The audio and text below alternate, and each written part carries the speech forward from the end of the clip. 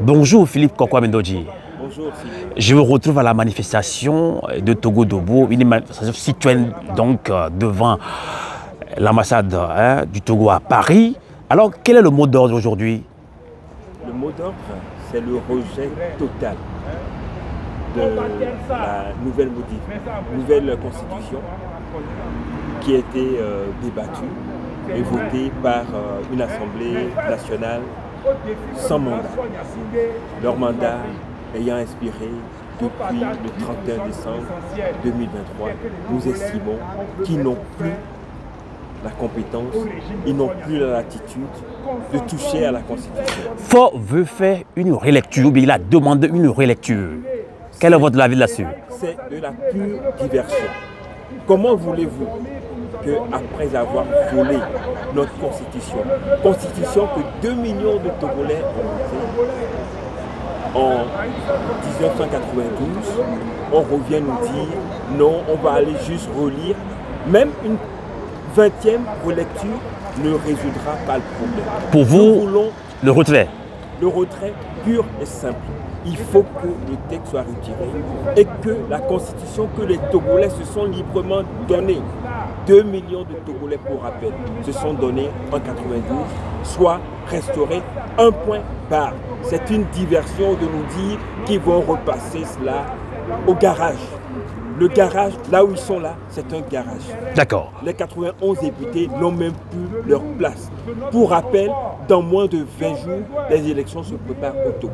On ne peut pas comprendre qu'ils reviennent. Pire encore, et j'aimerais, c'est une nuance que beaucoup n'ont pas compris, mais il faudrait qu'on le dise. Dans le test qu'ils ont charcuté, les députés qui prennent des Togolais pour des idiots ont oublié de lire, de nous dire que le mode d'élection, le nombre de mandats et la durée du mandat du chef de l'État ne peut pas être modifié sans que cela soit soumis au référendum. Ils ont osé toucher à cela, ce n'est pas... tout est irrégulier et illégitime. Donc on dit purement et simplement, ramenez-nous la Constitution que nous avons votée massivement en 92. Un point barre. Je sais que vous êtes en compagnie d'une forte délégation qui est venue de Liège, en Belgique. Bravo à vous. On voit Germain. Bonjour Germain. Alors pour vous, vous êtes appuyé sur l'article 45 de la Constitution. Nous disons, l'article 45 nous a dit si les groupes de personnes, des individus qui se lèvent tentent de changer la constitution de tout un peuple, qu'est-ce que l'article 45 nous demande? De les combattre. Puisque l'article 59 nous dit, pour changer cette disposition, ce n'est pas la voie référendaire. 91 personnes se sont levées, changer la constitution, le socle de notre société. Vous trouvez ça normal vous-même? Vous trouvez ça normal que 91 personnes changent la constitution de tout un peuple? La base de notre société. Est-ce que vous mesurez l'ampleur, la gravité de ce qu'ils ont fait? Ils nous ont touchés. Ils ont touché le peuple togolais. Ils ont touché le cœur même du peuple togolais. Et vous ne savez pas ce que ça peut produire dans 30 ans, 50 ans et autres. D'autres personnes peuvent leur emboîter le pas. Nous devons tout faire pour neutraliser ça dans les esprits des Togolais. Oui, ce que nous disons, ils vont arrêter tout. Mais ce sont des criminels ambulants. Et ils seront jugés comme des criminels. C'est ce que nous disons. Le message est clair. Même si on sursoit, les 91 députés doivent être jugés. Monsieur Faure Gnassingbé doit répondre. Merci. Alors, esprit libre, avant de redonner la parole à Philippe Kokwa Mendoji, nous sommes de la diaspora. Quel est aussi le mot d'ordre à lancer à nos compatriotes qui sont au pays? Quand ils sortent, ils sont martyrisés, justement, embastillés par la soldatesque de Faure Gnassingbé. Moi, je parle toujours de la mobilisation, la grande mobilisation, le nombre. C'est notre nombre qui fera notre force, c'est notre détermination. Si le peuple togolais est d'accord qu'on doit se lever et se libérer, ça va passer. Nous allons réussir. La mobilisation, Germain l'a dit, Philippe Kokwa Mendoji, on parle de mobilisation, mais comment y arriver? Et les partis politiques ont lancé l'appel, la société civile, les évêques même ont appuyé le peuple togolais, Philippe Kokwa Mendoji. Je crois qu'il n'y a pas de miracle. Hein. On l'a vu il y a une semaine, jour pour jour, au Sénégal. Les Sénégalais n'ont pas attendu qu'un Messie descende du ciel sur les nuages pour libérer le Sénégal. Les Sénégalais, le peuple sénégalais, que ce soit sur le territoire national, que dans la diaspora, se sont mobilisés. Ils ont pu combattre et vaincre Macky Sall. Et ils ont installé à la tête de leur pays un jeune du nom de Diomaye Faye pour conduire les destinées de ce pays. Nous, les Togolais également, nous pouvons le faire. Le peuple togolais doit être debout, vent debout contre la dictature.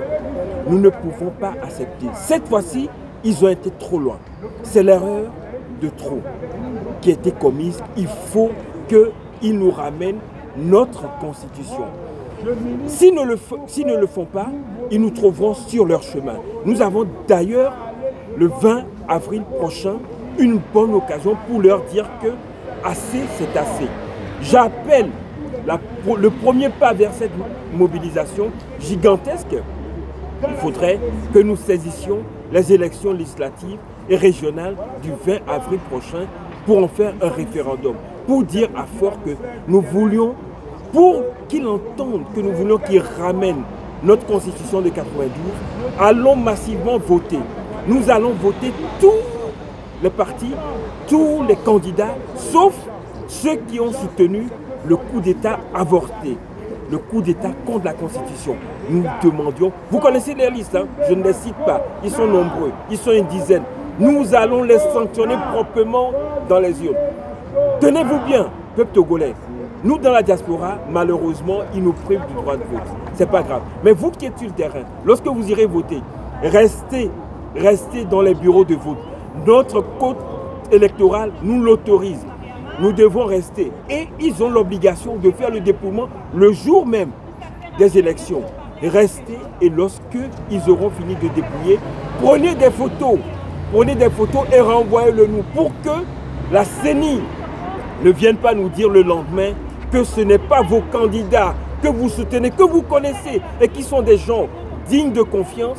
Ce ne sont pas ces personnes-là pour qui vous avez voté. Si vous ne le faites pas, si vous ne protégez pas vos votes, ils viendront encore nous dire le lendemain que ce sont les députés, les braqueurs de constitution qui sont sortis et qui doivent encore conduire le destiné du pays. Si nous voulons éviter cela, donc restez, protégez vos votes, évitez la fraude électorale, évitez que les résultats sortis, ceux pour qui vous avez voté en avril, ne soient pas mis de côté. Voilà le mot d'ordre, la consigne que je donne au peuple togolais entier. Il faudrait que vous fassiez une veille électorale. Empêchez le fraude, empêchez que vos votes, vos choix soient volés par une IR. Germain, encore, je vous donne encore une minute hein, si vous avez quelque chose à dire au peuple togolais, y compris la diaspora. Je demande au peuple togolais de se mobiliser massivement.